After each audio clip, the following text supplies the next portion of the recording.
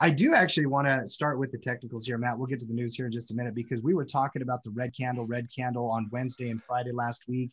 Thursday tried to hold the 50, didn't quite do it on Friday, but we were right there. Now we're actually, looking pretty good. This is a pretty impressive candle. In fact, you have a lower tail where it could have been selling, and the bulls came in and stepped in. Now, what's your read on the chart here?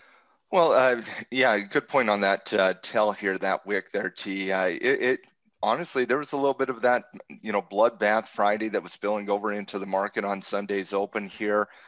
You got an interesting little pattern developing over the last few days, down, up, down, up, down, up kind of scenario, but it was about to spill over pretty dramatically last night during the futures open. And you can see here, look right here, I'll kind of highlight that. That candle right here is the futures open yesterday. And as you can see, come through the previous Friday, down, down, down, down, down, pretty aggressive down on Friday, breaking some fairly important levels of support in the short term. Just to remind you, kind of the support levels we're talking about, that 50-day moving average right there, that horizontal pivot at 3,700. We talked about the importance of that 3,700 handle multiple different times over the course of the last week. And, on that future Sunday open here, once again, kind of highlight that, you broke those levels, that 3,700 right there, that 50-day moving average on the daily chart. That got broke fairly aggressively. Now, obviously, there's not a lot of volume. That's Sunday on the cash on the futures market open there, but we could have been waking up to a vastly different market here today. And thankfully for the bull side, we are not.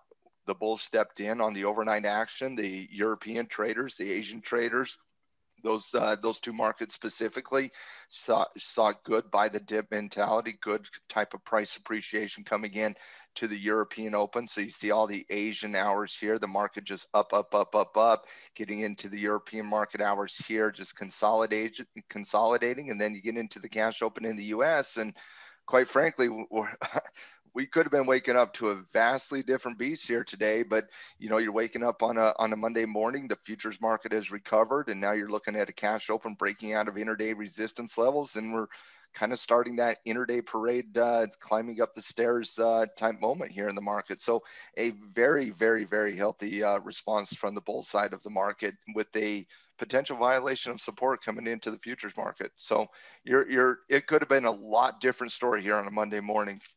Asian market stepped in, Europe kind of maintained, and then the cash open kind of was strong this morning.